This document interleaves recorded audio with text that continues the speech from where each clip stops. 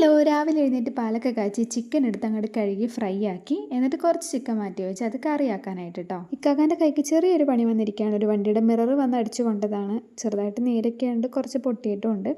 വലിയ കാര്യമായിട്ടുള്ള സീനില്ല, പക്ഷെ എന്നെ സംബന്ധിച്ചത് സീനാണ് കേട്ടോ.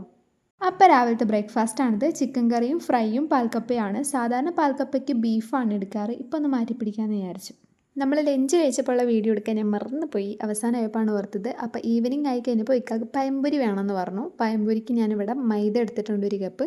കളറിന് വേണ്ടിയിട്ട് മഞ്ഞൾപ്പൊടി ചേർത്തിട്ടുണ്ട്. ഒരു ഫ്ലേവറിന് വേണ്ടിയിട്ട് ഏലക്ക ചേർത്തിട്ടുണ്ട്. ക്രിസ്പിനെസ്സിന് വേണ്ടിയിട്ട് അരിപ്പൊടിയും ചേർത്തിട്ടുണ്ട് കുറച്ച്. ആവശ്യത്തിനിപ്പം ഒരു 2-3 ടേബിൾ സ്പൂൺ പഞ്ചസാരയും കൂടെ ചേർത്ത് കൊടുക്കുക കേട്ടോ. നമ്മുടെ മധുരത്തിന് ആവശ്യമായിട്ട് ചേർത്ത് കൊടുക്കുക.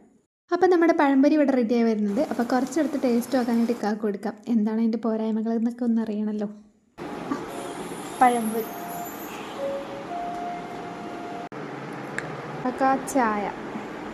ഞാനിപ്പോൾ ഈ വീഡിയോ എടുക്കുന്നത് ഇക്കാക്ക പറഞ്ഞിട്ട് തന്നെയാണ് കേട്ടോ. അപ്പോൾ എന്തായാലും നീ ഫുഡൊക്കെ ഇടയ്ക്കിടയ്ക്ക് കൊണ്ടുവന്ന് തന്നെയുണ്ട്, എന്നാൽ പിന്നെ ഒരു വീഡിയോ ആയിക്കോട്ടെ എന്ന് പറഞ്ഞു.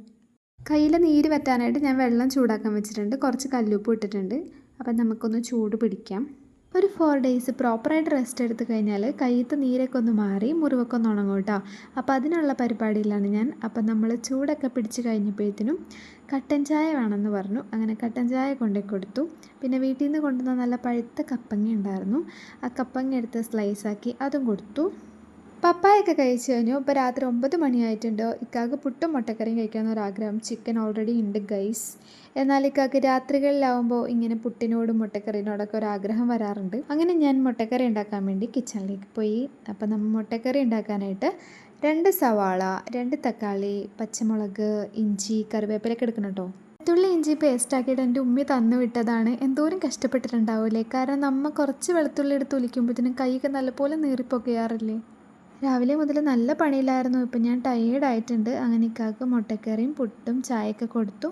അപ്പോൾ വീഡിയോ ഇത്രയേ ഉള്ളൂ. ഇഷ്ടപ്പെട്ടെന്നെ സബ്സ്ക്രൈബ് ചെയ്യാൻ മറക്കണ്ട. ടാറ്റാ.